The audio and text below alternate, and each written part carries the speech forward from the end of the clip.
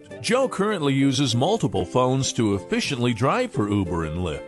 But this can be a pain at times and very unsafe. That was until Joe found Maximo, the rideshare app that automates Uber and Lyft ride requests. Maximo will use the filters set by Joe, like time, distance, and passenger rating, to determine which rides are best suited for Joe. When a ride request comes in, Joe doesn't need to worry. Maximo will automatically accept the ride request that matches his filters, and then turn off the app that isn't currently on a ride. Once Joe finishes the ride, Maximo will turn everything back on. This will allow Joe to focus more on his passengers and driving safe.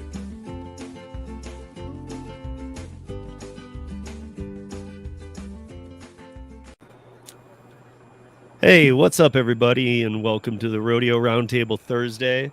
Thank you, everybody, for joining us, and I'm going to introduce our panel first. It's a little shaken up this week, and then I'm going to introduce our guest last. So on the opposite side of me, if I got that right, is Kim's Side Money Plans. Hey, everyone. Right beneath me is Hannibal is Hungry. Next to Hannibal is Lisa, the Driven Mom. And then, of course, John, Dash Theory, who is always a sub-in for us whenever we need him. Just always there. Awesome. And then our guest tonight, a lot of you might not know. If you're not on TikTok, you probably don't know him. And for those of you on TikTok, you probably know what a headache it can be exploring through TikTok to find gig creators without all the trash that comes with TikTok. So I want to welcome GigwiZe with a Z, because I see GigwiZe with an S in the chat. And that is a YouTuber who has a creation channel. And then GigwiZe with a Z is different. He's on TikTok. So those guys are just a letter apart, I guess. But Stefan, thank you for joining us. As we lost him. It happens. Oh, there he is. Stefan, Stefan, thank you for joining us. Yeah. Yeah, thanks, guys. Nice to meet all you. I'm sorry I'm cutting in and out here. Yeah, just so you guys know, Stefan let us know ahead of time that the power is out in his area. So he's doing this from his car. So we're just going to kind of bear through as we always do, and the show must go on. I mean, when I had COVID, these guys ran it without me wouldn't even let me on. So, it is what it is. So we will get through it.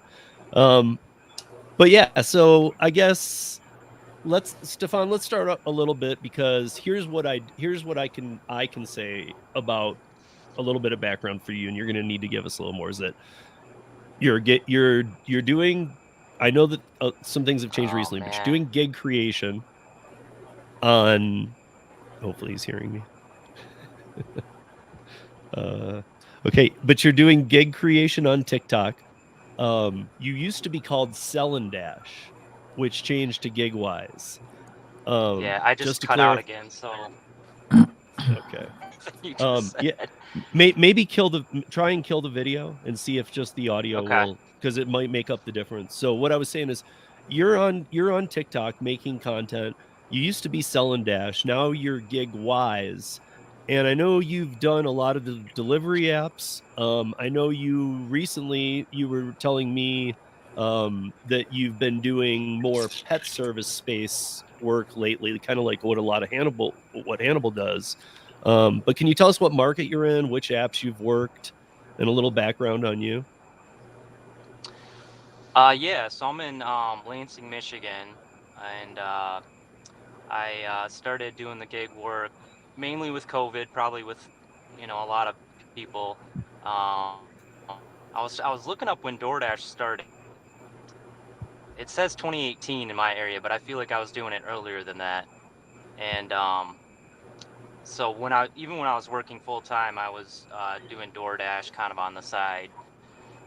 And then I started doing it more kind of full time. I started doing Uber Eats as well, Grubhub, Shipt, Deliver That. I don't know if you've heard of that. Yeah, absolutely. In fact, I saw you. I was going to mention that because I saw you had an older one of your videos was on Deliver That, and so. Yeah, so I mean, it was pretty much DoorDash, and that's kind of what got me into, doing the TikToks and stuff, just kind of sharing experience that way. And yeah, DoorDash for me has slowed down quite a bit, and the other apps were kind of just filler apps. So I got into pet sitting through a local company, and I know there's apps like Rover and Wag, I believe. But yep, there's a local company I'm working for, which is nice because all the appointments are pretty local to me. I'm not driving around a whole lot, burning gas. So I have to set appointments, it's not completely, you know,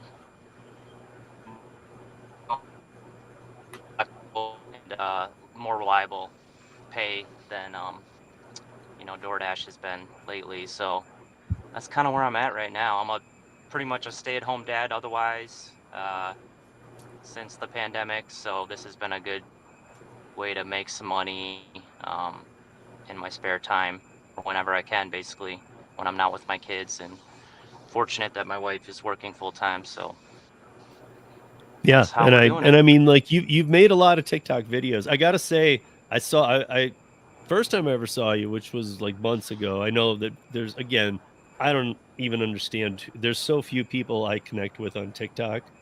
Sometimes I Yeah. wonder why I'm even there, but I'm there. I saw you in a Tigers jersey, and I was like, right on, he's a Tigers fan. I had no idea you live. I'm from Lansing. Really? That's funny. Yeah, I'm not kidding. So the We're power's not out in again, Lansing, but guys, and that's town I'm from too. But yeah, so okay, so you've done a lot of this. You've seen the pay go down. I'm guessing to a point where if you move to the pet industry space that or pet services space, that you've seen it go down so much that it's not even really worth it. I don't really know how to word it. Is it still, have you just gotten sick of it, or we all know it's gotten worse, but has it gotten that bad? yeah, I just caught the tail end of that. Sorry, I cut out. So basically, what I got was why I'm doing the pet sitting versus the food delivery apps as of late. It's DoorDash has gotten really bad for me in my area anyway, to the point where I was I don't think I was ever top dasher, where you had the reward tier of being able to dash whenever you wanted. I mean, I don't think I was officially that, but it was weird. There was a time where I could, and it said because of my reward status or my you know I guess I had done it long enough where I wasn't top dasher, but they let me dash whenever I wanted. So that was kind of how it worked. But now it's with scheduling, it's pretty impossible unless I do it the day before, and then even then, it's hard to get in there. And then when there's normally like the rushes, the lunch and dinner and all that, it's doesn't seem as busy either. So I'm basing that kind of off of DoorDash mainly for me in my area. Hasn't been reliable, but and then just in general, kind of Uber and Grubhub have paid better more recently. So, but not as many orders that I am offered type thing. So, yeah, that's kind of why I had to go find something that was a little more consistent. And I enjoy doing the pet sitting and pet walking. It's kind of a cool gig. Yeah. I mean, Hannibal, I don't know if you know Hannibal right below me, that's his primary gig too, but through Rover.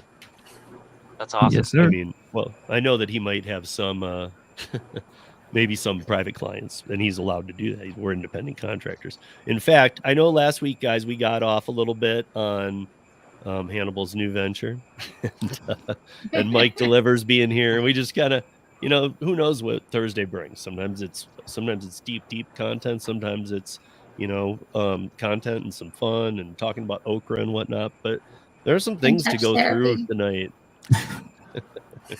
Sorry, touch therapy. But there are some things to go over tonight that are. It's a lot of stories coming out of all the sources, even the sources that try and stay neutral or whatnot. Like this FTC one is big. I don't know how many of you saw this because it came out last Thursday, and there's been a few articles written, but the market, Market Watch has the best one as far as I'm concerned. Have any of you guys looked through this? Are you familiar? Did you see Well, this, you had this to pay for the FTC? Market Watch one, right?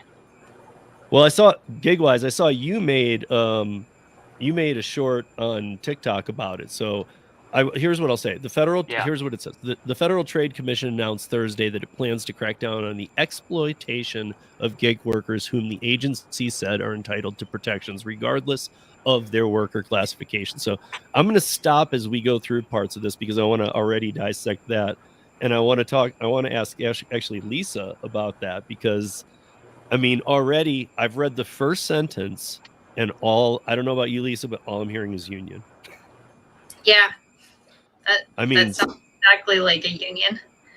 I mean, yeah, because again, like freelancing, owning your own business, self-employed, all this has been around for forever. And now the Federal Trade Commission is saying that, well, gig workers need to be protected. Well, independent contractors, by definition, are not protected.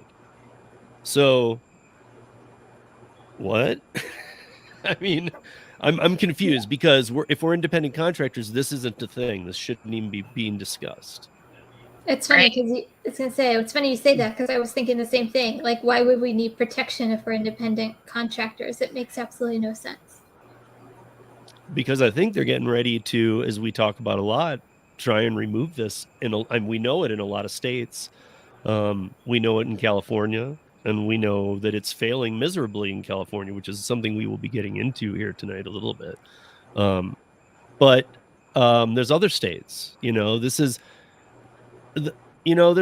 seems like there used to be, I don't know, Hannibal, John, correct me if I'm wrong here, but it seems like there used to be like Gig Workers United out in California, and there used to be the independent contractor crowd.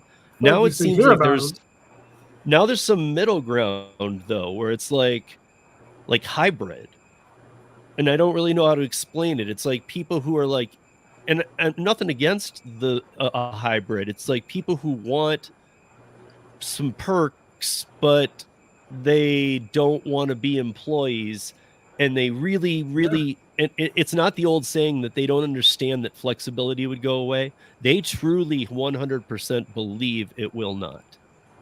No way. Well, I think that's the dream, right? You can have all the perks of being an employee, but you can be an independent contractor. But that's not how the world works. I think but that's what I think a lot of people are trying to get, though. I think that's kind of what people are thinking is being promised to them. They have a chance of getting. Yeah. Isn't it everybody's dream job? Isn't it everybody's dream Hannibal, job? would you? Yeah. Right? Would you, Hannibal? Would you buy that? I mean, if somebody was trying and even sat you down and was like, "Listen, man, you can be an independent contractor. You can work whenever you want, same as it's been. We're just going to make sure that you get a lot more money." Or would you instantly go, "Dude, come on, what's the catch?" I'm kind of scanning this really fast in terms of some of the stuff that they're saying. The FTC saying that they are focusing on gig economy issues that's dealing with deception and misrepresentation of how much workers could earn and how much flexibility they actually have. So they are also saying the commission is noting that gig companies control gig workers through algorithms, which are hidden in the system that fosters a quote unquote power imbalance. So and I guess, being naive here, like if that's the FCC is really trying to get to that point where there is some issues there, but then as you can tell, this is some politics here. In the article, they're saying a lot of the gig workers many of them are people of color. It affects a lot of those people. That's go politics here, but there's a certain voter base that they're going to try to appeal to. But also what you're talking about in this study is they're talking about people of color, and it's like the study was 55 people. And who Yeah. put these people together? You know, because I keep seeing gig workers rising in California in there, and I know they were the ones behind AB 5 without Prop 22. Right. Like they were, But you know. how can you do a proper study with 55 people? It's a That very doesn't small say sample nothing. size. Yeah, it's not. Yeah, it's not. And why is it real. and why is it coming up on MarketWatch and other places too? But MarketWatch is usually pretty tight about what they report on. You know, there's things in here saying like the director of the FTC's bureau says no matter how gig companies choose to classify them, gig workers are consumers entitled to protections under the laws we enforce. I just that think needs power, to be explained to me. Yeah, I just think Because power is always going to have an imbalance of some sort. Yeah, I agree, Kim. I mean, anytime that the government says I'm here to help, I'm like, at what cost? Well, the thing Right, is that yeah. if you think about it, it's not like there's not a power imbalance with employees. There's a power imbalance there as well. It's just a different power imbalance. And there's a lot of stories that are coming out every single day of people who are working on these apps, and it's emotional. It can grab you, and especially if someone is upset that they did all this work and they only got paid this amount of money, and a lot of anger will go towards those companies. Like, what is going on here? Why are you hiding tips? What's going on with this algorithm where you're shutting off people from dashing because they're not accepting these bad orders? A lot of the problems that these companies are dealing with, this is why regulation comes in. They're going to come in and try to clean up. Obviously, it depends on who's in office. They're going to try to appeal to that voter base, and it can, like you said, like what Lisa said, it can go into a terrible direction that affects all of us negatively. And it probably will, because it's hard, government, when they try to, like I said, when they try to do something positive, it winds up making a bigger mess, like Prop 22, for example. Would we even be having some of these conversations if a lot of these companies were transparent with their offers and what they offer to their drivers? Would we be having some of these conversations? Kim, honestly, John, was that not my question verbatim on the Parapanel this week?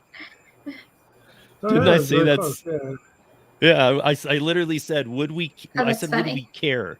I said, would we care if about the algorithm or anything that the company does if we were shown complete transparency? And I followed it with, would we have an excuse to even complain if there was complete transparency? Because anybody can run their company how they want. I truly believe that. You want to charge $800 a ride, and you want to make the offer to me, John, Hannibal, Lisa, and Kim, and Stefan. You want to make us a $10 offer. As long as you're being transparent and saying, hey, this is a $10 offer. Here's what we need you to do for $10. I have no room to complain anymore. I don't care about the algorithm. I don't care about what the company's making. I mean, I do, because that kind of bloated price would affect how if there was a rating system, but there shouldn't be, all this kind of stuff. But to be honest, like if you are completely transparent, it just becomes, can I make this work? And if you can't, you move on. That's what happens here in New York City. I mean, we have transparency. We can see all the tips. And then I realized that I can't get on because everyone and their mom is dashing right now. So there's going to be costs and benefits to whatever that anyone decides to do, whether the company decides to be transparent or the government starts to put more regulations on the companies.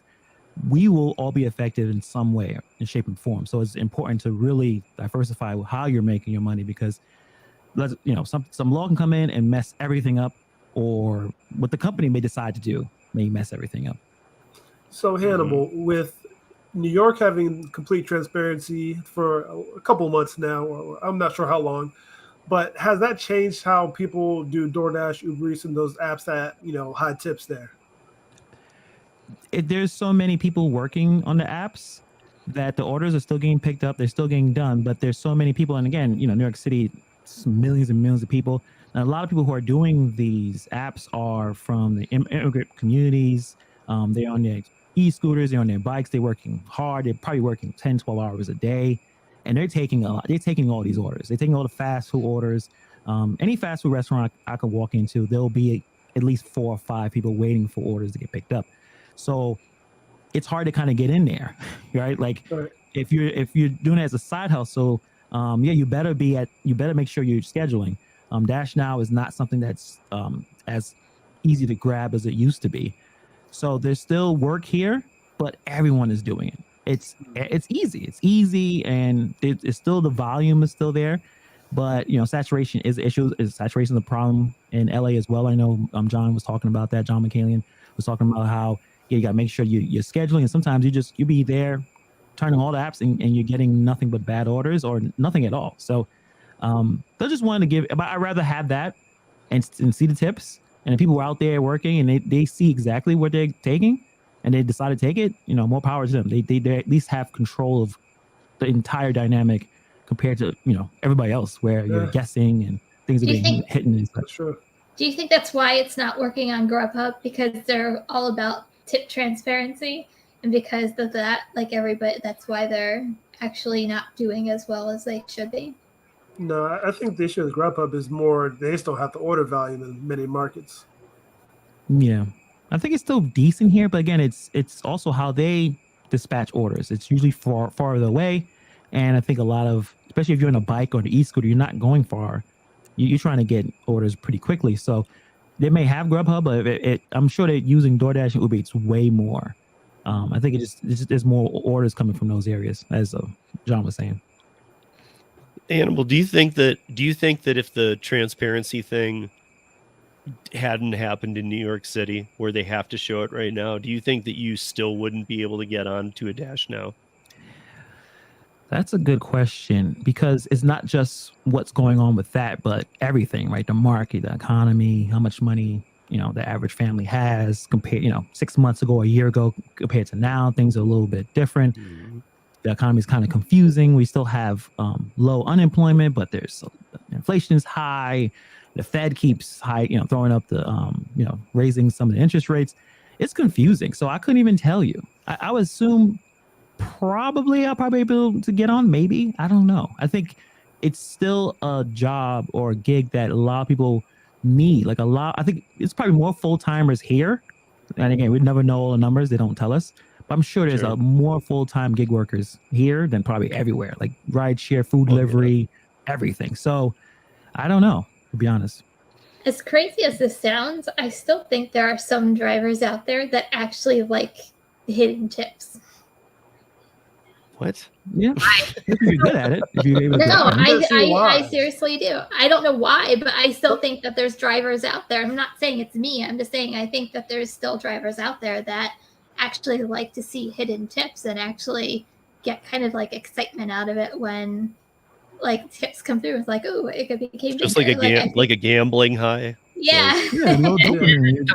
I would agree. I know, but honestly, if you told those people, hey, we can just show you what it is up front, you don't think they'd be like, no, I like it this way?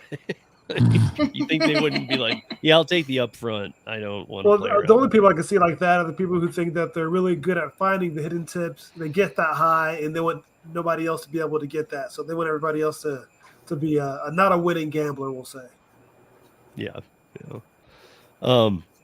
Okay, so yeah, this article is, again, all these are on Uber Lyft drivers, by the way. It keeps going on and on about this study.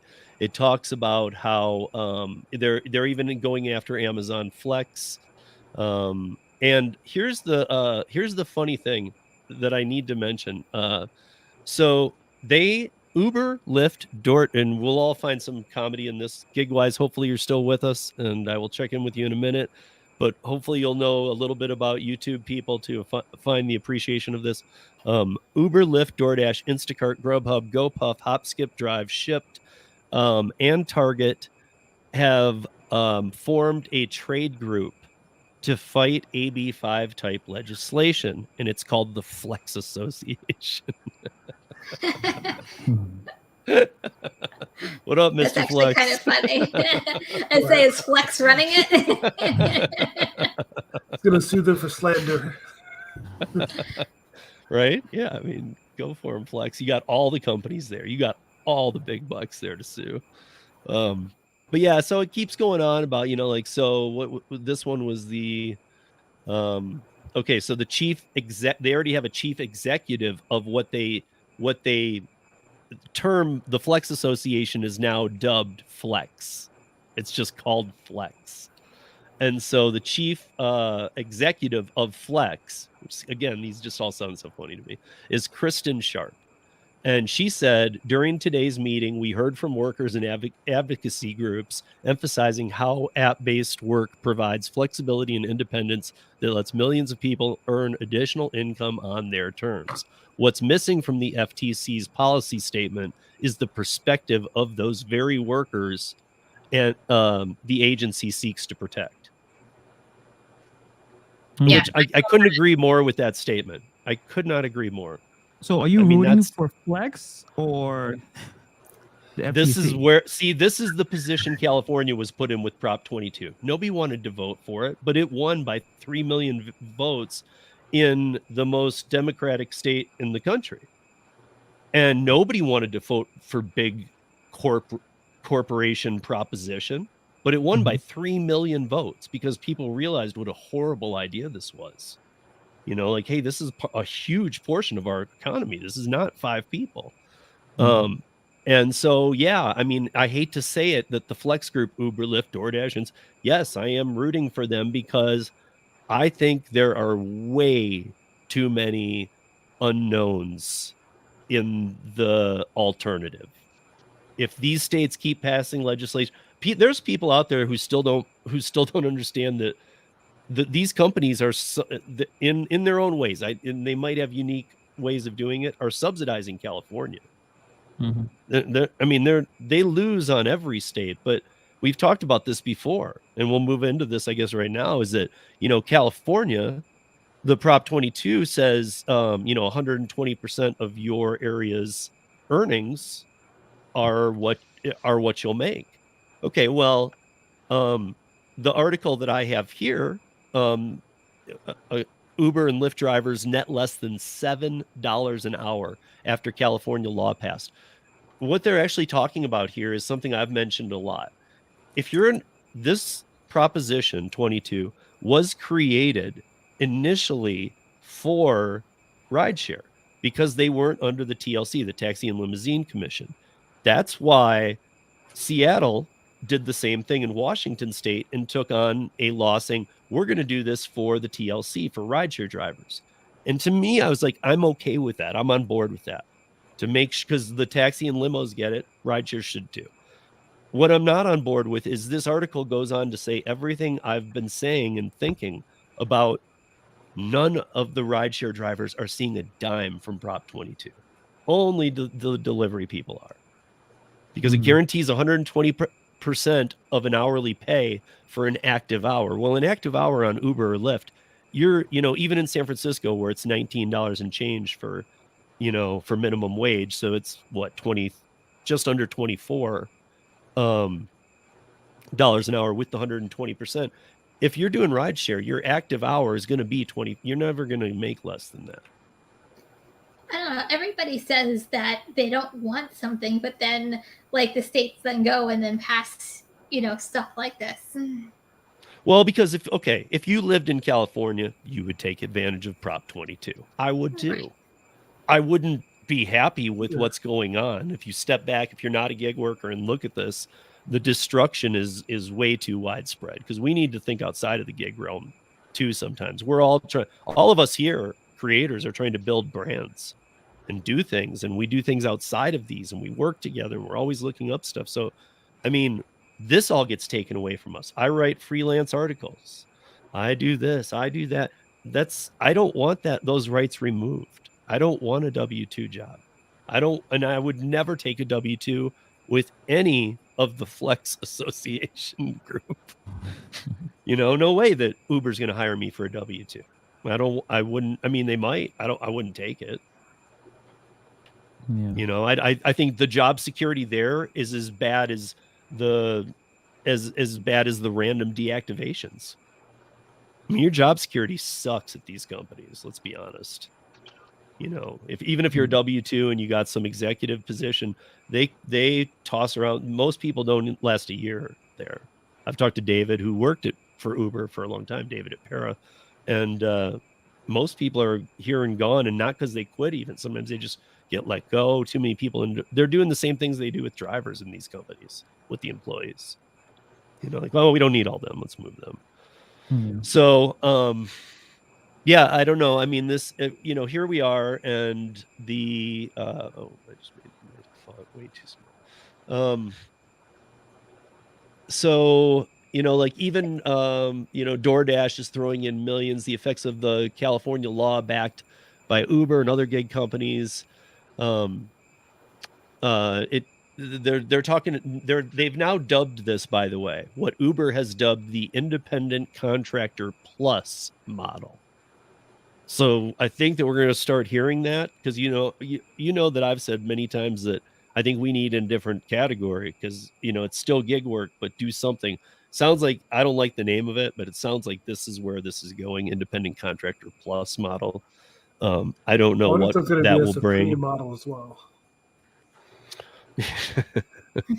I mean, I just feel like a lot of these states are just finding ways of like making deals. It's like a lot of wheeling and dealing going on around there.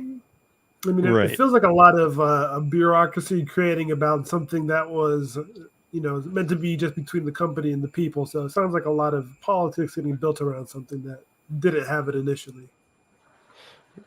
So here's the report portion from the AB5 thing, and it actually goes from 55 drivers down to 21. So it says the report is based on, and they're talking about the models of how we're not earning enough, and this is they're netting less than $7 an hour in California, even with AB5 and even with Prop 22. So here's the argument. The report is based on data from nearly 12,500 rides by 55 drivers for Uber and Lyft.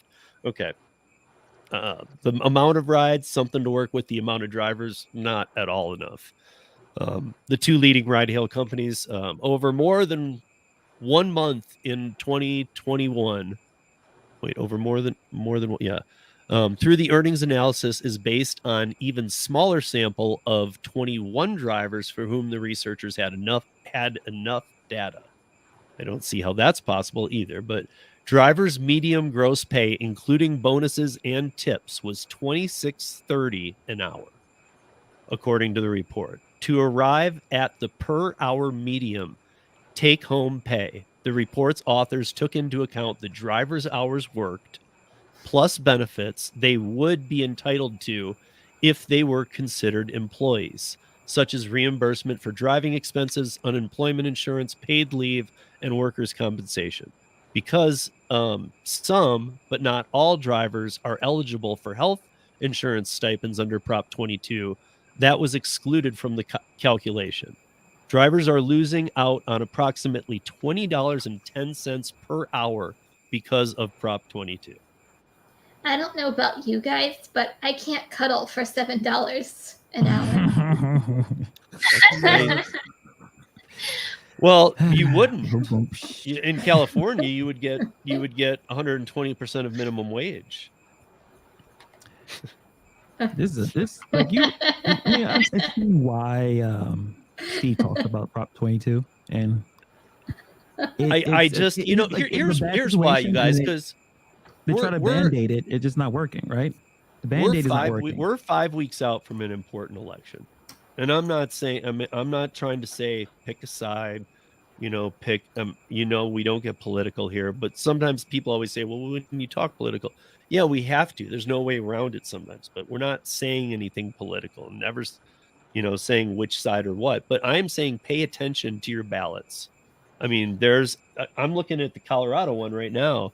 I'm just flipping through it, and our Proposition 122 is crazy. I don't know, Lisa, if you've looked at this and you know what 122 is. That's the legalization of mushrooms, DMT, and psychedelics. Oh, yeah, okay. I've heard of it. I didn't realize that it was actually be on the ballot. Yeah, I should check out my ballot. Yeah, right. Who's on there nowadays? Colorado, crazy, honestly. But that's why I'm saying. Like I'm looking through it, and it's saying like right now, like you're okay to do this, and I don't know how many people read these. I often, when I was younger, used to just throw these ballot books away when they would come. But look for anything gig related in your states, because there's at least 13 states that I've talked about and know about that will have language when you go to vote for the midterms here. So I'm not talking about candidates. I'm talking about, or at least find your candidate who sits properly with the gig economy in the way you like. So I'm not even trying to tell you which way you might like. I am warning. I'm just trying to give everybody a warning that what I see coming behind all of this talk is unions. It's all I see. Yeah. And Lisa, this is why I was saying I'm glad you're here tonight to help fill in with Gary gone for the week, was that like if the Biden administration coming in, one of his main things was labor. And he promised the gig economy all kinds of stuff. He promised all of their big pushes, all kinds of stuff, and he has not made good on anything. So he's trying to shove this down people's throats quickly. And again, not a dog on any faction of politics or anything. I just think it doesn't matter who it was that had this. I would think this is a very flawed way of approaching it. Yeah, I mean, I agree. You can't force everybody to be in a union and then tell them they're going to have flex time. I just don't even understand how people can think that that's really a thing. It confuses me a lot, actually. Like I don't get how you think that you can, just work when you want, make what you want, and be your own boss. But now you're with a union. Yeah, I mean that's not. It's very contradictory. Yeah. In my opinion, I don't think that we are true independent contractors just because of the hidden algorithms, the lack of transparency from the companies, the fact that, like in New York, you can't dash now, you can't get on and work when you want to work. So in that way, I don't think that we're true independent contractors, but we're not employees either. So it is a weird gray area where we're at, kind of like the independent contractor plus, like we're a service or something. Right, but okay, if you're building a house and 3 plumbers come and give you a bid to do the plumbing on the house, and you pick one, and then 2 more plumbers want the job, but you've already picked one. Isn't that the same thing as cap? And I'm not saying I think it should be, even though there is a part of me that thinks part of the solution is in capping the market.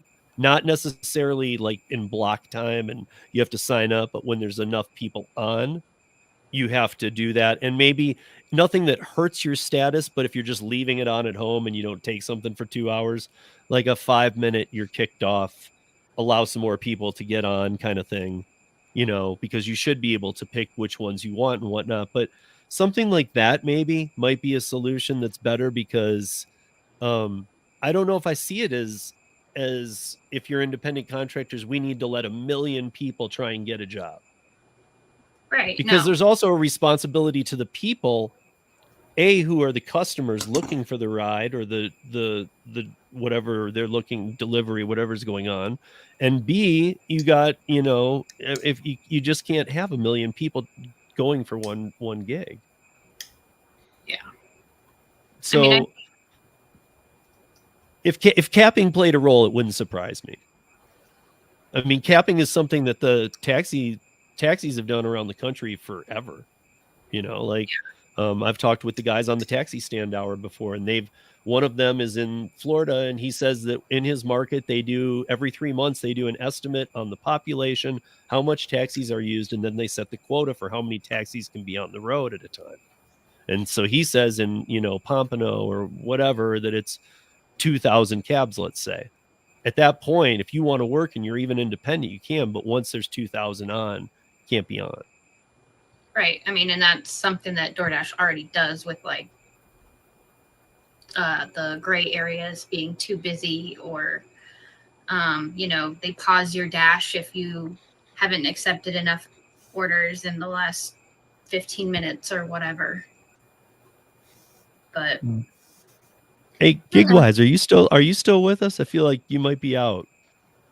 No, I'm here. I just cut out maybe Okay. 4 or 5 times. So I just Yeah, feel I was hearing the vulnerable cutouts. That's why with I the did not want people conversation. thinking I wasn't avoiding you. I know that we're No, diving I into a little apologize. bit. No worries. But I was just making sure that you were catching it because I wanted to see what you thought too. We've never talked to you before. I think that a lot of people. I mean, are you on the side? Because we have people from all walks on here, so it's not something that my channel doesn't do. I like having people with opposing views. So, I mean, are you for like wanting legislation? Are you for wanting to remain independent contractor and let this shake out itself like we've always let the economy do? Or are you kind of for a hybrid model that would give, some parameters? And before you answer that, I guess here's Yeah, one caveat I'll add is that, remember guys, that whatever happens, don't count on like even if it's like, yay, we won, we're going to get these rights because the gig company said so. We've been proven we are always proven every day that the gig companies make deals and then they don't even try and pretend like they don't live up to them. They're just like, yeah, we're not going to do that. Like it'll go through court for 3 years. Something happens. It feels like a win to a group. And then they're like, yeah, we're not going to do that. We don't care. Sue us. I mean, I think that's apparent with how Uber treated Spain. Uber was kicked out of Spain because of the taxis and they were told never come back. Well, they came back with suitcases full of money. And guess what? Uber was operational again. I just think that we are service and we want what we have when we want it. Yeah. Right. But I mean, like do we all agree here that, okay, so should we all be able to get on any app at any time we want? And again, maybe it goes back to the transparency. As long as everything's transparent, you really can't really complain. And if it's oversaturated, find another gig or find another app. I think that when Lisa, you were saying that we're not true independent contractors, I think part of it is that, like, well, what about like yours and Tony's channel? Like that, your YouTube channel, other forms of income. If you write a blog, if you do now, that's like me. All of a sudden, I can't afford to lose the independent contractor realm of gig work because it would affect everything I do. Well, I mean, I'm totally for a free market. Like I appreciate the plumbers, the electricians, the freelance bloggers and everything. I just don't think that DoorDashers are necessarily independent contractors just because of how controlled they are by DoorDash. Right. But if they got rid of Top Dasher, if they got rid of, and GigwiZe, actually, since you are hearing, let's absolutely get some weigh-in from you because I feel bad his power was out and this all happened. But I heard you recently say, you've been doing all this DoorDash stuff, and I heard you recently say, like we mentioned, that you kind of moved into the pet services a little bit. So, I mean, is it same thing? Or are you just kind of like, I'm just whatever, that's not working, I'm done, and it's not going to get fixed? And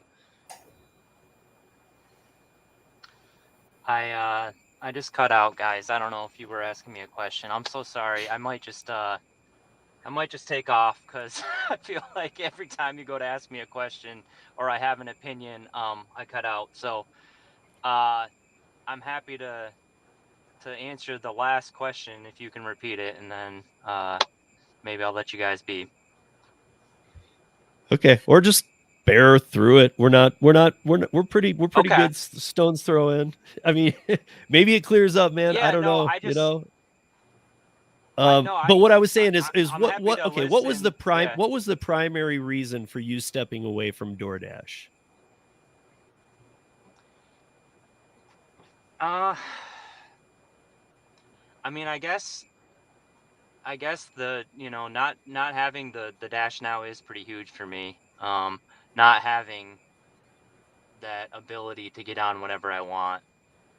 And for whatever reason, maybe it was like a loyalty thing, where I was doing it long enough for them that they, where I just didn't have to schedule for so long. So maybe I just got spoiled with that. But yeah, I mean the scheduling is kind of defeats the purpose, right? Sometimes if we really want that flexibility.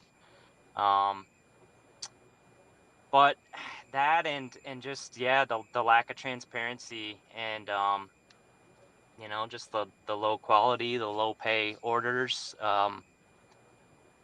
Yeah, it just kind of got too frustrating for me. And yeah, at least with the other apps, I felt like the pay was a little bit more fair. Even though the orders weren't as frequent, but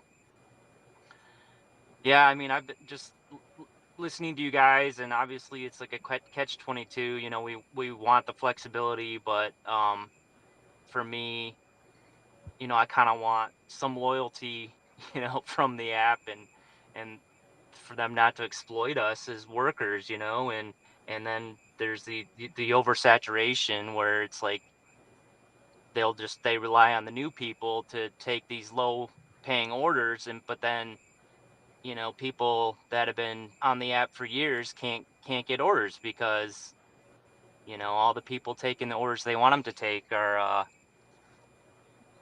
making the app busy or whatever. So yeah, that's basically kind of where it came to a head for me. I mean, I just deleted it actually this week. So Oh, you're literally. yeah. So did you Wow. delete it because you don't want it on your phone, or did you call them and close your account? Because if you didn't and you're serious about it, you should do that, because otherwise they're going to keep selling your data.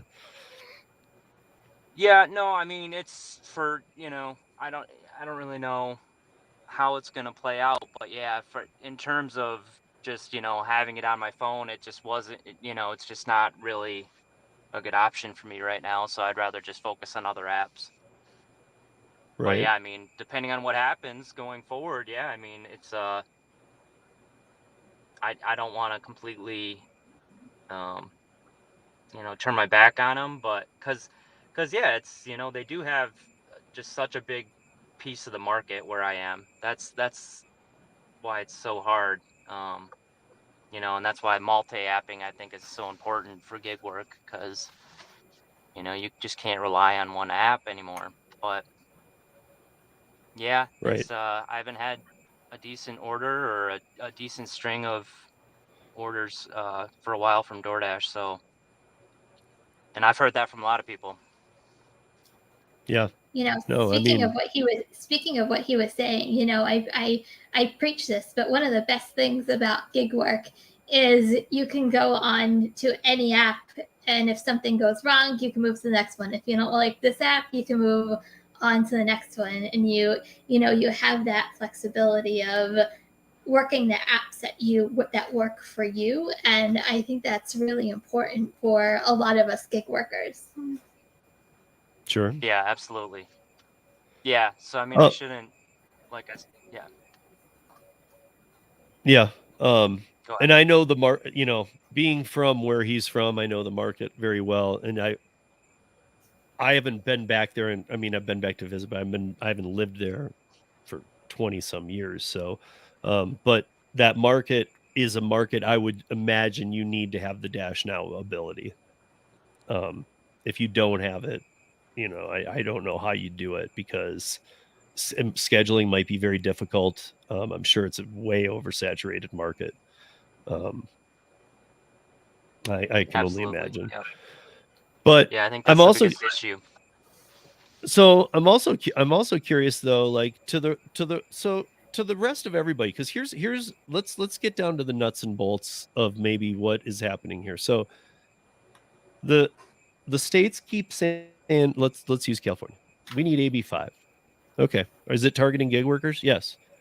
Is that it? Well, it was, but let's just target everybody who works for themselves.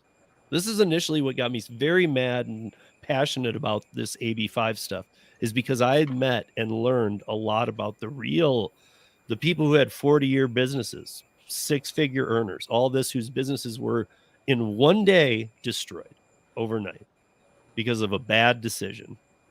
Some got carve outs, of course. Many did not. And nonprofits did not. I mean, it just makes no sense. So this is what they're fighting for. Let's have, what does that mean to everybody? Like, is the government just trying to get people not to work? No, they want unions involved. They want W-2 taxes, even though independent contractors pay more taxes than a W-2 employee would. Even if they're really good with their taxes, you can only do so much. If you take the overall, you're going to pay more as an independent contractor on your taxes. If you're doing it correctly, you're paying them on time, all that kind of stuff, you're going to pay more. So if they're getting more from that, why would you want W-2 taxes? Because they're in bed with the unions. So unless we all want to be sitting under a PRO Act rule of, and by the way, the PRO Act and the anti-PRO Act, the worker or whatever it is, legislation that's been put up federally as well, that Mike Ruby told us about, that's fighting it, that's the polar opposite. It's like, both are pretty bad.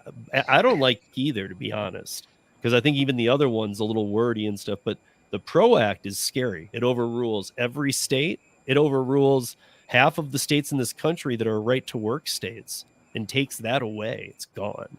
You have to be part of a union. And it even says that if in the right to work states, in the PRO Act, it states that if you are not part of the union and don't agree to it, that your information is shared with the union delegates. So to me, that brings me back to like Motor City, Detroit in the early days when real strikes would happen and they knew your address. They knew how to come over to your house with a baseball bat in their hand. So you sure you don't want to be in the union? I mean, it was like scary. Thug mentality, like why should, first of all, don't take a right to work state, because those states fought very hard to be right to work states. And people flock to the states that they want to live in and the people they want to be around. So again, I'm not getting political. I'm just saying people go where they want to be. Some people really like being in right to work states. To take that away from them and then to say, and if you don't comply, we're going to let the unions have all your information, so they'll be coming over to your house. I mean, what is this? I mean, why can't we just work? If we find ways to work, and, Lisa said earlier, she's for a free economy. Well, free economy would be to let Uber, Lyft, and these companies operate. But as much as I've hated to say this, I'm going to say it once again. I don't like talking about it, but yes, probably there is some legislation needed and some definition for sure. I just feel like a lot of these states just want more taxes and more money, and it's just their job to see how much more taxes we can get or how much money we can get. Yeah, I will say Arizona is a right to work state, but it's also a Second Amendment state. So they can try to come to people's houses, but that's not going to go well. and that's how John, that's how I feel about a lot of states. I feel like, man, you guys are like, what are you going to do about it? And that's what I was saying before. That's how Uber treats the company. They go into other countries. They don't even tell the government. They just turn the app, they turn the servers on, and they get some drivers, and people are like, why are, when I had Vina Dubal on a long time ago, she said, and a lot of it was not compliant with anything I feel, but one thing she said is how it started in California was taxi cab drivers at hotels calling and saying, why are there cars pulling up in front of the taxi line and picking up people from the hotel? Like, that's how it literally started of what is this? Yeah. And now was the beginning of rideshare. They had riots in France with taxi drivers because Uber came in, turned on the servers, and people with regular cars were picking up passengers, and these taxi drivers were upset, rightfully so. Like, what's going on here? And it was actually pretty violent. And was that the CEO at the time? He didn't care. His tactic, his model was, they're going to enjoy this service. Just turn it on. And then by the time we're already settled in, and we're already talking to, very powerful people in the countries, we'll be fine. Right, but I mean, even the groups in California that are pretty hardcore, they're the most prominent in the video. The gig is up. And yet the one fact you can take away from the video, the gig is up if you haven't seen it. It's free on, is it Pluto? What is it, guys? Pluto? Yeah, Pluto is up. Yeah, is that one? I don't know. It's one of the ones you can watch it for free though. Well, free, yeah. I know Pluto is free, yeah. Okay, maybe it's anyway. It's, if you haven't seen it, you can go watch it on one of these for free. I believe it's Pluto, but so you'll see a lot of these people who are against or are with, yeah, we need minimum wage, we need the works, we need healthcare, but yet they still, the one main point that comes out of that is the gig economy is not figuring out if it's going to be around. It is growing at a rate of, there's nothing comparing to the gig economy in growth right now. Nothing. In around the world. I'm not talking about the United States. Around the world. And everybody wants a piece of this. I think people are sick, and and I know we've talked about the pandemic having a role in it, but people are sick of bosses, of and then having to quit because you don't like a boss or whatever. You might go into a job and think, oh, this is a great new job, I'm glad I did this. In 3 weeks it might not be a great job, and now you're stuck with having to quit a job.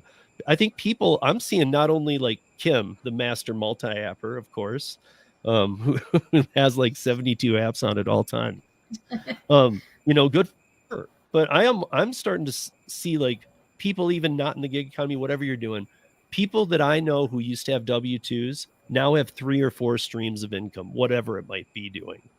Some of it's random, you wouldn't think of it, but people are getting more aware of this. Like, I'm not trusting anything. It's like a portfolio. You want to diversify it now. And maybe you always should have, but now especially it feels like everybody understands you need to diversify this. You need to have your hand in 50 cookie jars. I think the way of even what we do, it's like multiple streams of income. Like, do you have your, Robinhood account, gig economy, for me, it's YouTube, like just like literally having multiple streams of income. Like, I think that's like kind of the new wave of making money and the future of a lot of the gig economy. Right. Yeah. I think like GigwiZe was saying, like he wants company, to feel like a company is being loyal to you. And that's just not something that's happening these days. Like, 20, 30 years ago, you stayed with a company for your like entire career. And then you got, this amazing pension and all of that. And that's just not, like, almost non-existent these days. Companies aren't loyal, and our employees realize that, and so they're not loyal. They're like, we need to figure out different ways to make money because I could be gone tomorrow. Yeah. I mean, that's my thing about a W-2 right now. People are like, jobs are everywhere. I'm like, yeah, you know what I'm starting to see though? I'm starting to see people taking other jobs and then telling me a week later they got fired, they quit. And it's like, that whole process sucks. If you're getting hired in somewhere and you're quitting within a week, it's like, why'd you even take the time? So it's like, yeah, there's a bunch of jobs, but can they afford to sustain you? I mean, the whole environment of our country, the world, everything's changing.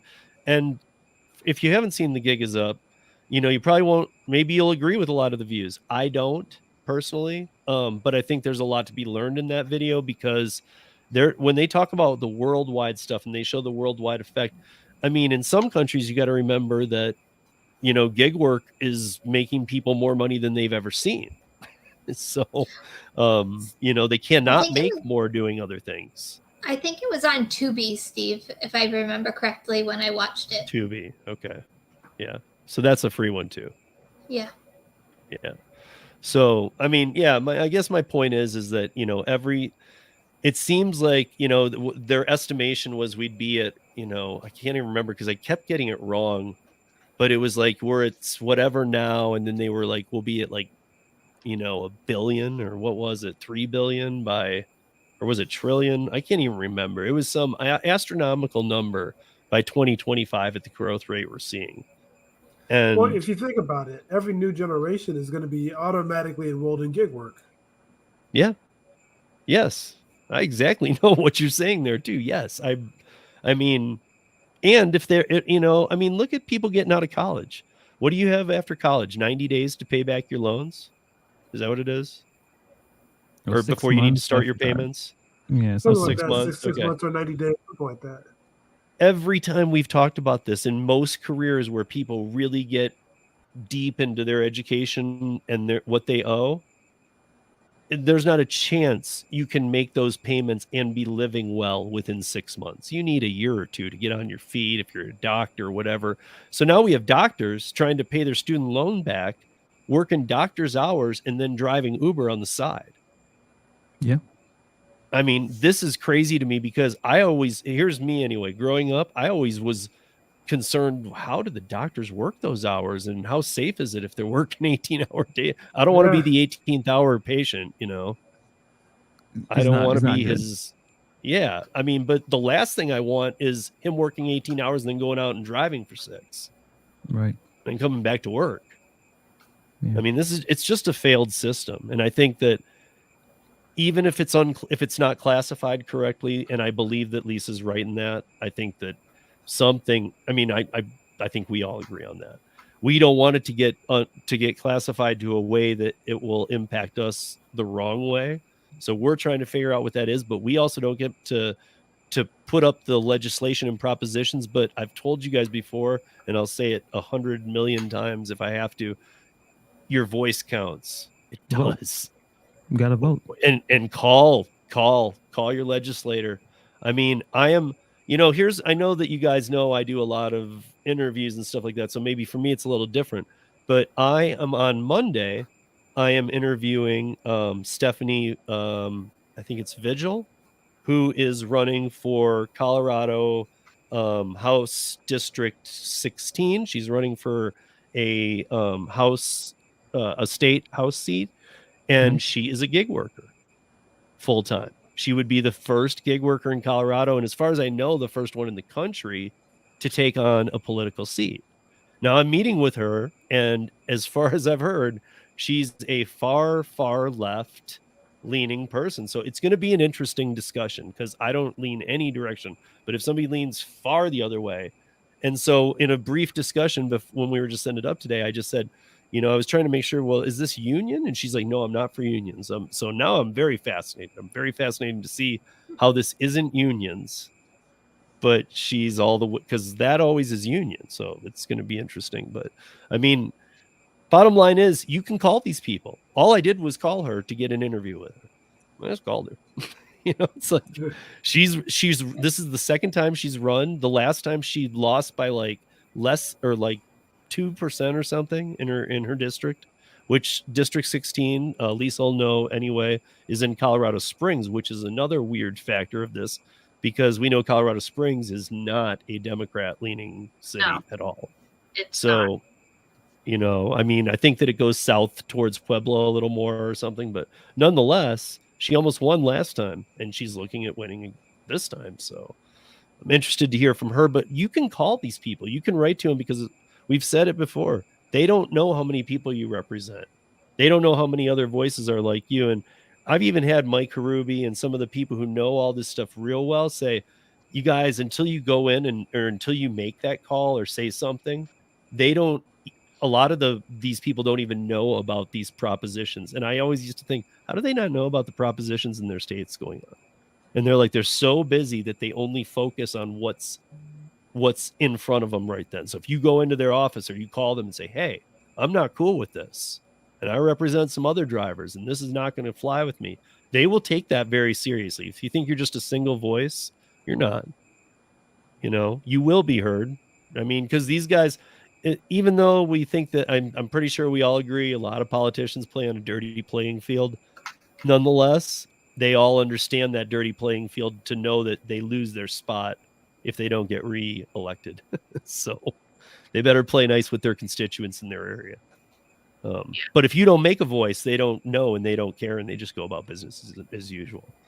So I guess what I'm saying is we're going to see changes. They're going to happen. Some of them are for the ultimate worse, and we're going to see that in the new year. Massachusetts is going to be a disaster, and I think it's going to be very interesting to watch. because to me, it actually might help the cause of remaining independent, because all the other places trying to go independent are at least letting the companies have their Proposition 22 type fight. But in Massachusetts, they said, yeah, of course you can have a proposition and try and fight this. And they let them put in $7 million, the Flex Association, as we will call them now. They let them put in $7 million. And then they said, wait a minute, we don't need you guys voting on this proposition. We're just going to take it off. Now, if you know the Northeast, it's very political up there. And even though Massachusetts is a heavy leaning Democrat state, it's still nonetheless not going to be it's not, even the Democrat Party won't be happy that a proposition allowed $7 million in contributions and then pulled it from the vote. I mean, they had already like dug in, put their campaigns out, put money, advertising, all this stuff into this, and they're like, well, sorry, we saw what happened in California and you guys might outvote it. Well, that's not who's controlling this stuff anymore? Mm-hmm. I don't know. And you guys, I'm sorry that I had to dive down this rabbit hole. I know Prop 22, you hear it and you guys go running, man. But I feel like it's that time we needed to mention it because the elections are coming up. I don't know how many of you vote in the midterms. For Lisa and I, it's so easy to vote in Colorado that if you don't, it's pathetic because you only can do it by mail. I mean, it comes to your house, you do it, you drop it. That's it. It's simple. It is so easy to vote. Tony and I vote in person. We don't do by mail, but there's no excuse in Colorado not to vote. It's still super easy to vote, even if you go in person. There's like 1 million locations that you can go to vote. And if I can add something, I think it's important to have a voice, but make sure that voice is educated. Like you said earlier, read the ballot book, understand what you're voting on. Don't just blindly vote just because so-and-so is voting this way or someone said this. And I kind of agree with that. Like, actually research and like understand what you're voting for. Because if you don't understand and you don't vote, I don't think you can complain about what happens later. I mean, you can. Yeah. And that's a great point, because that's part of my worry with the midterms is that one thing about the midterms is too many people don't vote. They don't really think about it. They're like, you don't vote again until 2024. It's like, yeah, you do. You need to get in there, man.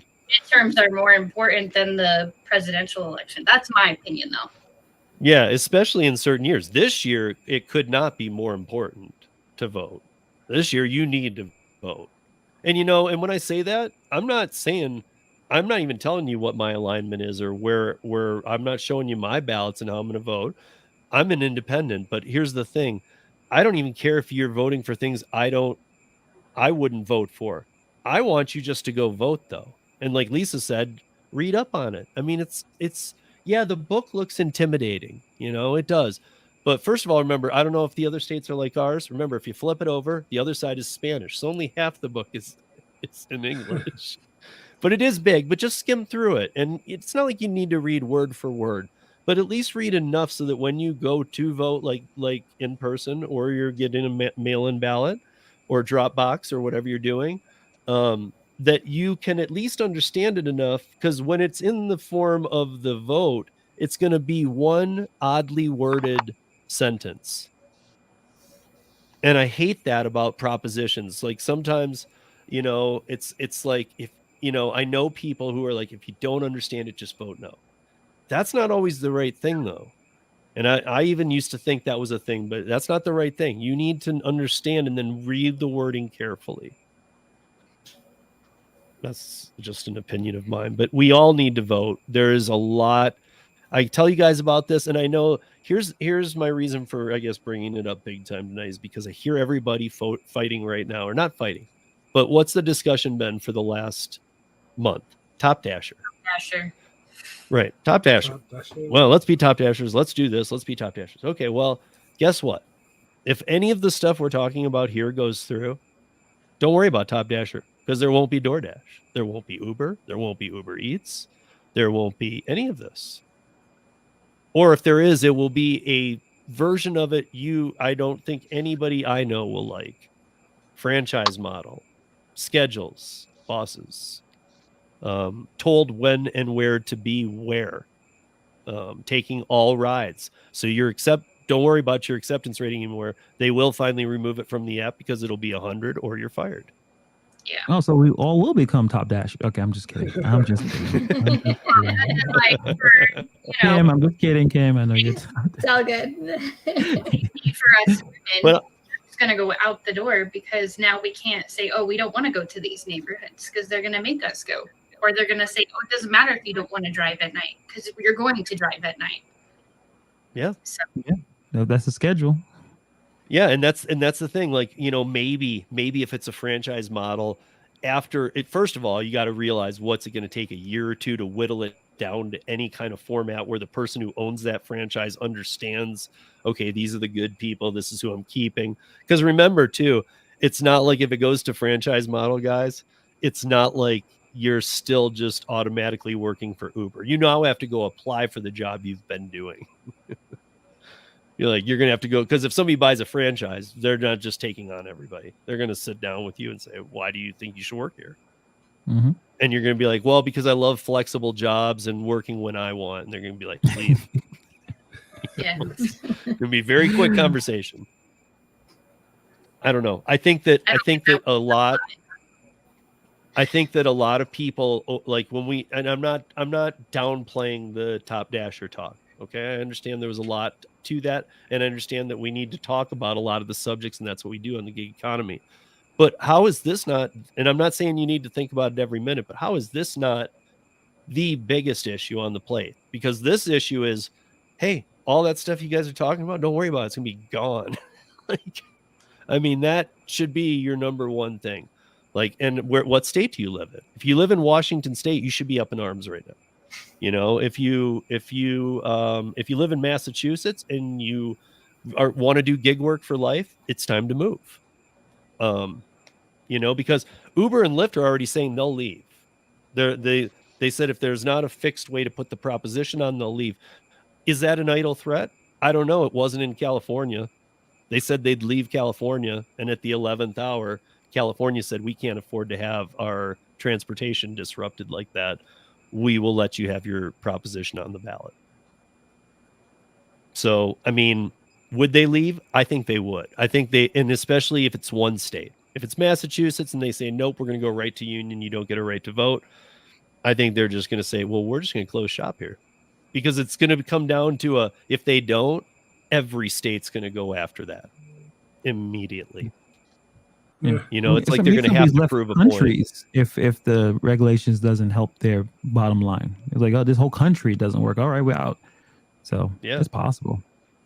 Yeah, but then what? I mean, if this is their way to drive people back to the jobs they want filled, I just don't think people are in that mindset anymore. I think things have shifted. I think putting us in our houses for 2 years and saying, don't go around anybody and don't breathe and wear masks. And I'm not saying any of it was wrong. This is not a YouTube. This is not me trying to get my channel shut down. So lay off. I got easier ways to do that. But honestly, like, I mean, this should be on everybody's radar, and everybody should know. First of all, you should know if in your state this is going on.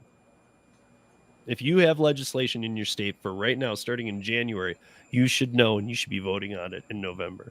However you see fit, but still vote. And then there's more going on, and there's the PROG trying to be shoved through time and time again. It doesn't work. And everybody's like, yeah, that's why this stuff will never stick. But I've talked to enough people where it is already it's already in California. It's already stuck. It's failing. And then it's going to Washington. It's going to Massachusetts. And it's going in different styles. So, if they really think that these companies that can't make money can make money by making everybody employees, I think they know the outcome already. The outcome is to make these companies close their doors. I mean, that's how I see it. And then it becomes, why would you want to do that? Why would you want to take away earnings from people? People can't afford to live anymore on just a job. They need some side income. you know, and why not get creative about it? You are your own brand, you are your own person. So, you know, again, guys, I know we went from cuddling and okra to Prop 22 and AB5, and the world's going to collapse and blow up tomorrow. But that's what we do. I guess, you know, sometimes Gary has that little comment too, where he can add that right or that wrong thing right at the right time and kind of spin things in a different direction. But yeah, I mean, I don't know. Each week changes, but I felt like this was super important to talk about this week. There's a lot of news going on about it. And when I looked at my calendar, I'm about to rip off my desk calendar September page. And that means that we are a month away from the midterm. I think the election is huge. And I think, the midterms are huge. So a lot of people definitely should be educated about what's going on in their area, or at least look into it the best they can. Yeah, for sure. For sure. Definitely. And I'm seeing in the chat, you know, I want to say hi to, I'll try and roll through it real quick. You know, hey, what's up, Danny? What's up, Richard? I forgot to do this last week. What's up, other GigwiZe? What's up, Driven Dad? What's up, Thomas? What's up, Daphne? Rodney? Let's see. I don't want to leave anybody out here. Jonathan, pull my gig. Aaron, how are you? How's Alaska? And you are in Vegas, correct?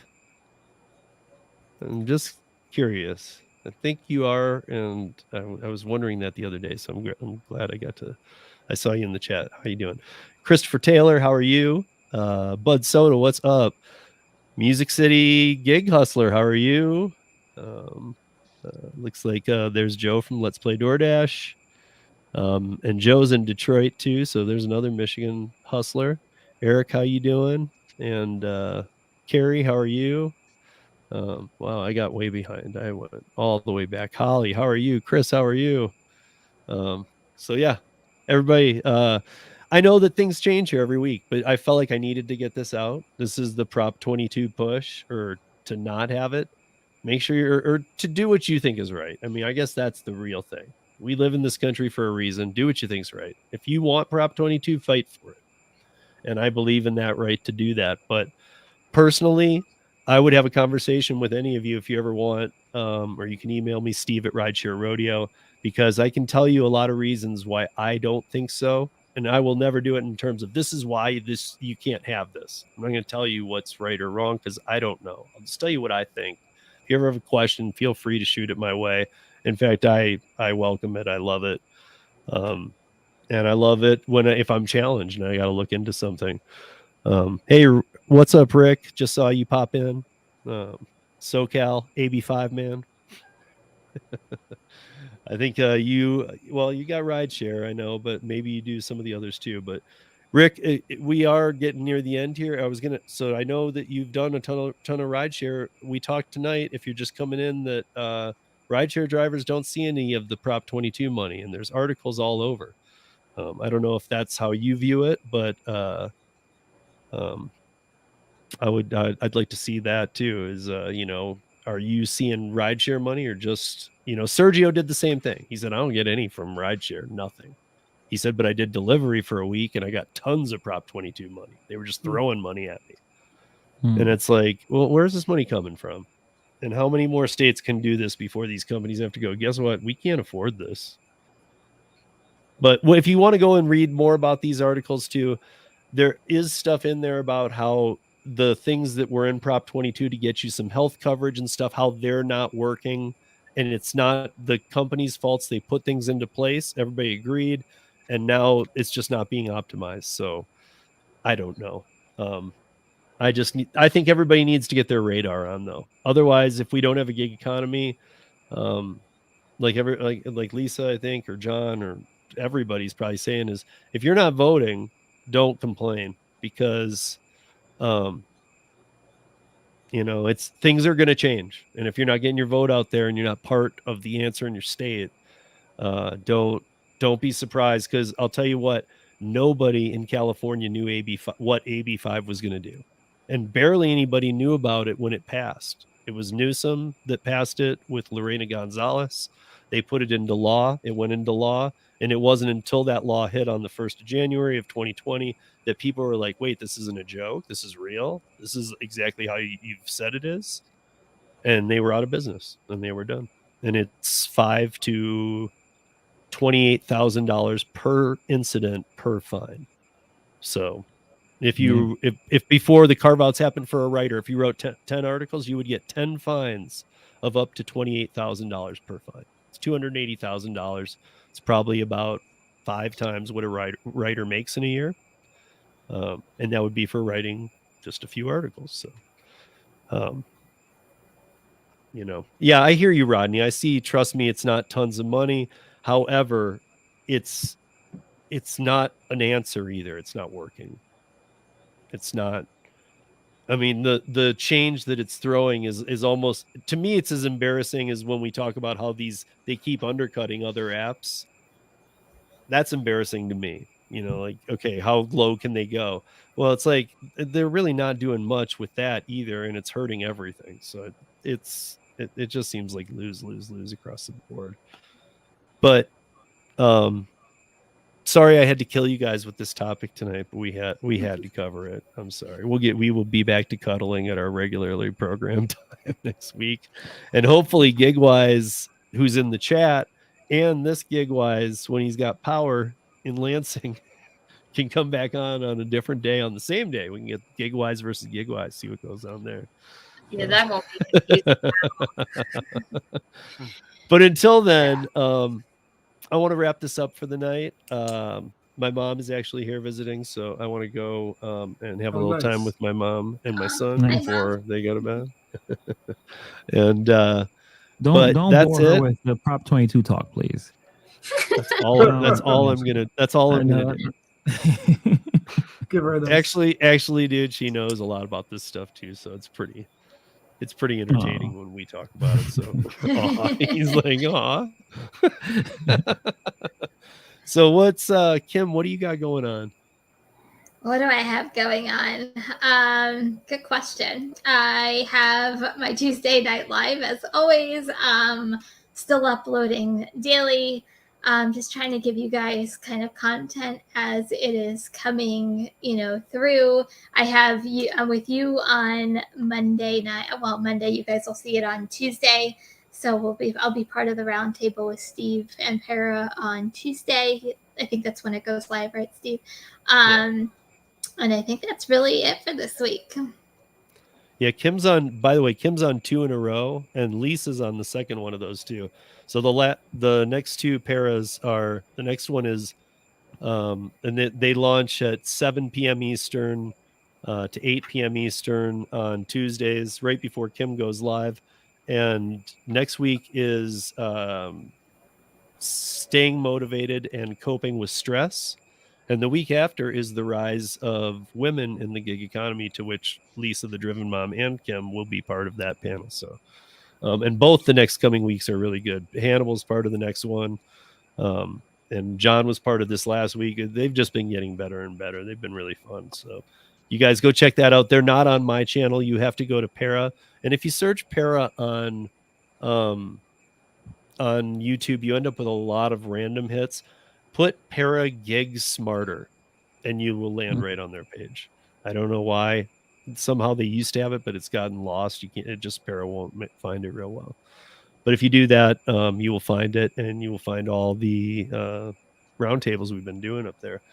John, what do you got going? Oh man, been doing a little bit of Walmart Spark lately. Still doing ships, so got some ship stuff and some Walmart Spark content coming in the future as well. All right, nice. So you're liking Spark? It's still good in your area. I'm liking it in my area, definitely. Especially like right now, we got 3 days off a week, and definitely good mornings. Definitely good morning promotions. Yeah, like see, Lisa and I I think kind of agree. Like, I don't know. We always agree like on like Instacart and like this seems like some of the apps people love just suck here, even though we live in a really good gig economy town. It's like, I don't know. I could be wrong on Spark. That one I don't want to. Instacart sucks here. Period. Well, the thing is here, Walmart was already busy, but after losing the DoorDash, I found out that Uber Eats took over a big chunk of it as well. So Spark added a lot of people, and Uber Eats took some of the overload. And yeah, so Spark's been busy here. Right. Lisa, you just did a roundtable that was really good. I didn't get to see it live because I was getting ready for the para panel, but I watched it the next day, and it was really good. What else you got coming up? Yeah, of course. What else? But what else you got coming up now? The next video that I'm working on is going to be just how gig workers can stay healthy, because we're in a car all day, and that's not the best for our physical health or mental health. So that's kind of in the works. And then every Wednesday on the Driven Dads channel, I'm on there with you, Rideshare Rodeo. That's coffee in Colorado, and it is the most random show ever. Like, we just go down so many different rabbit holes. I don't even know if we can say that it's gig work related, because I think we talk about gig work for like 10 minutes, and then the rest of the time is like sports or random facts about Colorado. So yeah, it's fun. I enjoy it. I know. I was gonna say that I hear you, and I know we were talking about this just even this week afterwards, that it, like what is this we're doing? But in a way, like, I like it how it is right now. I'm sure it will form and it will become its thing, but I like it how it is right now. I like not going into that going, I have no idea what's going to happen today. Yeah. And I think Tony's coming up with a lot of really good ideas for like segments to get it more organized. But yeah, I mean, for me, it's fun to just go hang out and just talk. So with adults. Lisa does a little section in that. For those that haven't seen it yet, go check it out. But she does a little section now where it's called Homeschooled, where she teaches us something. Yes. Yeah, it's fun. She pulls it even out Colorado facts we might not know or something. She just teaches us something or two or whatever. But then Hannibal, what about Hannibal? And I did a live this week on his channel, and I've been liking that one too. That's another project off my channel I've been digging too. Yeah, just exploring a lot of the other types of independent contractor work, side hustle work, whatever you want to call it. Working from home, so it was like a tons of websites that Steve kind of researched. Some really cool stuff on how you can make some extra money here and there. So I'm currently doing more videos and content beyond just a little bit more of what we're doing, Steve, but a little bit just like channeling some of the videos or some of the apps like Bungie or Dispatch or Curry. I think I'm gonna do another Curry video just to show everyone the kind of offers I'm seeing that a lot of people are probably not seeing from DoorDash and Uber Eats, these kinds of apps. And then also I want to do the video about the luggage, returning and delivering lost luggage back to the owners. Sean in Town did one, but I want to do at least have some ideas of how to find those kinds of independent contractor work. Because in that one article that Sean and Tom talked about, this dude made $800 in 4 hours delivering lost luggage. I'm sure we are all near, many of us are probably near an airport. There are companies who are doing this, independent contractor companies looking for independent contractors to deliver lost luggage. So going through that, and we always go back to the other the main apps, but exploring other means of making money, and launching my email newsletter where I'm going to be doing this in a written form once a week. Sometimes you have to watch a 2-hour live of me ranting and raving, so that's going on as well. So take a look on and check that out. Yeah, and I will also say this: you guys, any of you, like, I see Bud Soda right now, I instantly think of him. that he's always said, I can't get off this curry wait list. I can't get off this curry wait list. I was hearing this from a million people. That has been cut in half easy. Curry wait list is going away quickly, and they are onboarding people. And I mentioned that because even Hannibal just got a box of curry apparel because we did a video, or he did a video for him back in the day, and then we did a video talking about him on Last Mile Services. And I just think that they're back in full steam again and going, okay, supply chain issue, let more cars on. Okay, maybe we're not going to get all the trucks we've wanted, but let's start taking more vehicles. So don't fret your size of car or anything. Get on there. I mean, some of the offers, like, seasoned gig workers, you're making sure you're getting like, $2 a mile and, well, at least $2, maybe $3. Curry offers are hitting $4, $5. Like it's some of them are actually ridiculous. But I sent Hannibal my best mile offer ever. It was for 1 mile for 64. That's the most important thing. Yeah, that was like 45 to 1 or some crazy thing. What I think we all need to understand is when you are able to, I guess the more valuable the load that you're carrying, the more money you're going to probably make. So food delivery is probably never going to make you, life-changing money. But if you're able to move very valuable things, or at least whoever's paying you knows it's extremely valuable. So tips is not even something that you need because you're paying you fairly for you to do the job. That's where you need to be. So that's why it's construction equipment. It's lost luggage, medical courier work. When the load is valuable, that's where the real money comes in. And the rat race kind of stops where you are able to make a really good amount of money in a really, limited time, or at least you're more efficient with your time compared to, which I think, a lot of the gig economy feels like a rat race. It feels like a slog. It's like you got to go through 40, 60 hours, stuff like that. But imagine doing, 35 hours and still making $1,500 a week or something like that. That's happening on a lot of the last mile delivery apps and couriers and websites, whereas no app is just a website. You log in, they take care of you. So we need to learn more about that. Yeah, especially if your market's getting flooded and even all of your multi-apping is becoming worse and worse and worse, and you're not able to go even to A, B, or C because they're all getting equally bad.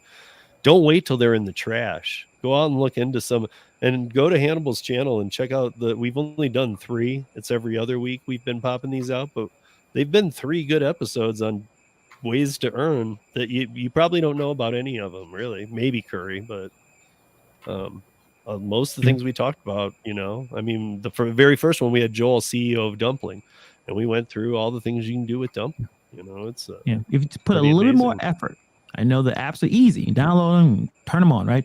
But if you could put a little bit of effort of researching, looking up websites, calling, emailing, asking questions to some of these companies, you'll be surprised about what they're looking to pay you to do. This basically the same thing you're doing with food, but you're taking something else and getting paid way more for it instead of dealing with all the stuff that we deal with. So, and I'm saying it's not stop doing food delivery, but there's other things out there that can help you, and you can still do DoorDash. Yeah, exactly. Yeah, that's the main thing is like, these aren't, hey, you have to stop doing all the apps to do them. It's just more arsenal. Mm-hmm. It's more power to you, and from what we can tell, I mean, this is just Hannibal and I. Again, these studies were done with 55 people that are out on national publications. So yes, it's just Hannibal and I talking about a 2-man test. But I mean, I can tell you that I see a lot better offers on almost everything we talk about than I do on any of the apps. And almost any. GigwiZe, I am so sorry that the Lansing power went out, and we will have to have you back. But yeah, so how, your link is in the show notes right now for people on TikTok.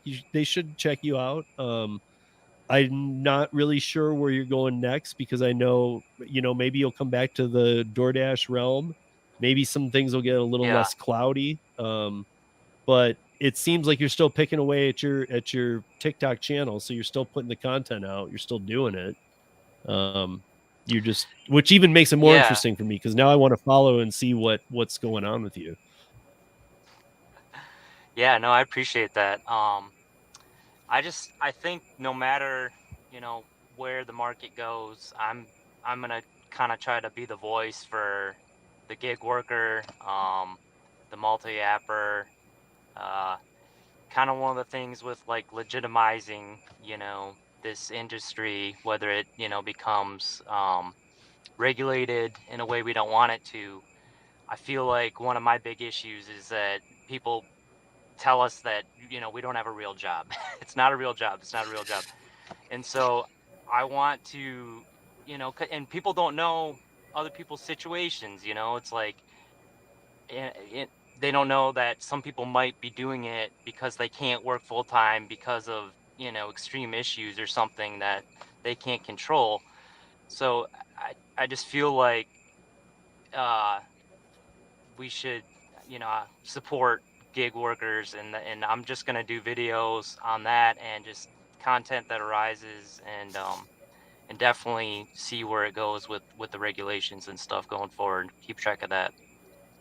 Yeah, I mean, you made some good points, and part of it is like you in the beginning you said you're a stay-at-home father, right? So you couldn't have even done the work you've been doing under any W-2 circumstances. It wouldn't have worked. Right. I mean, you would have Not been under called those in even when circumstances, you and then didn't have a there's shift. other issues. Yep. Yeah, I mean, it's out of my control, a lot of the things, I'm doing, and not just being a stay-at-home parent, but it's yeah, I mean, there's other things that I haven't talked about on my channel and stuff that people probably don't understand, but people are gonna hate no matter what. So yeah, and that's we all have our things though. Like I've had more than my yeah, role of being a parent at home with my son since he was born. I mean, yeah, I've had to give up tons of things. I've had to give up. I actually, at the time of a divorce, had to give up what I was doing for a living, which was running a bar. I've yep, had to make life adjustments around my child, and God, the gig economy saved me. So as much as we complain, I can't tell you how many times this has come to my rescue. me too. I mean, we all have complaints, but here's something I say a lot is that, if you we all complain about not being paid enough. But even all W2 job holders at some point, they complain about not being paid enough. Everybody complains about not being paid enough. That's just a thing. People want more Right. money for Way their of time. life. I mean, Yep. if there's anybody out there who doesn't, please give me some of your money. Because if you don't care about it, you don't need it. Much money, I just need to get rid of it. It doesn't exist. Yep. I mean, it's Exactly. I don't know. We're all in different stages. There's like dashing grandpa Brandon. I don't think he even really needs the income. He does it more because he likes to do it, and he's told me he'd be bored otherwise. But at the same time, he's making extra income, so it's great. But some of us earn it full time. Some of us live in big cities where it's very expensive. Some of us live in rural 400-person towns where there's not as much business, but it costs nothing to live there. And there's just so many differences. There's so many different things, but the one thing that we all need to do is pay attention to the state laws. I'm not sure that the federal things are going anywhere right now, but the state laws are moving fast. And unless you want to be in some situation where this could all be gone, pay attention. That would be my message for tonight. And I want to thank everybody in the chat for coming in, even the other GigwiZe. We will have to have the two of you on because we will have to have a GigwiZe versus GigwiZe. Because that's clickbait. People will love it. People will come in just to see if it's a fight. And Yeah. we all know how YouTube is. I mean, GigwiZe versus GigwiZe. That's huge. People would be like, "What's this?" I'm watching. And we'd say at the end they're gonna fight, good and to then me. we would go through the whole thing, and there would be no fight, and then we'd be like, don't get taken in by clickbait. But I want to thank the whole panel for joining. I know that sometimes this topic gets a little stale with people, but it's been a minute. It won't be. It's not going to keep being shoved down your throat, but it's important, guys. And we live in a country where we're supposed to be able to have these rights. So don't go vote and vote how you feel you should, but it's important. Go phone. And with that, you guys, I need to bounce. And everybody, thank you for joining us. Panel chat, everybody. And thank you to Solo Moves. And even though he's not here, Mr. Middleton and GaryZapps.com, DUH, Maximo, and Flex Alert. And whoever gave Gary's Flex Alert a 1-star that set him off in a really bad way because he's never had a 1-star rating because it went down for the first time in years, you're a bad person. You made my friend Gary upset. Go back and change it. Give him a 3-star at least. Come on. The guy is a one-man show. He does everything he can, and there's no world where that guy deserves a 1-star. Sorry. 100% agree. Even his customer service is just him, but he gets back to you every day. So come on, guys. There's no way that guy deserves a 1-star. But you can reach me anytime, Steve at RideshareRodeo.com. I know you can reach the panel at all their channels. You can reach GigwiZe on TikTok. So thank you, everybody, for joining us. You all are the best, hands down. Love Thursdays. I know we're competing with football right now at the moment, but I guess as the season goes on, some of the Thursday games might not look as strong, so people will start not caring as much. It's the Browns tonight. Not too many people are choosing them over us. Yeah, but I think people are just still in that pandemic mode, or when sports starts back up, even if they still are watching. People are just so looking for stuff to do. What can I do? They look around their house. I've been in here for 2 years. I'm kind of out of ideas. But yeah, you guys be safe, earn smart, and spend some good into the crazy world that we live in. And, try and help somebody if you can or whatever, flash a smile, do whatever you can. A lot of people in bad situations right now. And also, I almost forgot to mention it, you guys. This is a big deal. I just want to put it up real quick because it is Suicide Prevention Month. They've made this a lot simpler than it has been in the past. All you need to do is dial 988 and you will be immediately connected with somebody who will talk to you about suicide. So it's kind of like a 911. So it's for an emergency. If you remember, the commercials used to have like a 10-digit number. This is suicide prevention line. Now it's just 988. Call it. And if in any way you are having these type of feelings, please call because it can't hurt. That's what I will say. It cannot hurt. Will it solve every problem you have? No, but it cannot hurt. And it might help a lot. So with that, guys, we're out of here and we will be talking about Mike Biseglia and Hannibal's first cuddle next week. Maybe. We'll see. Good night, everybody. Peace. All right. Good night. Thanks, guys.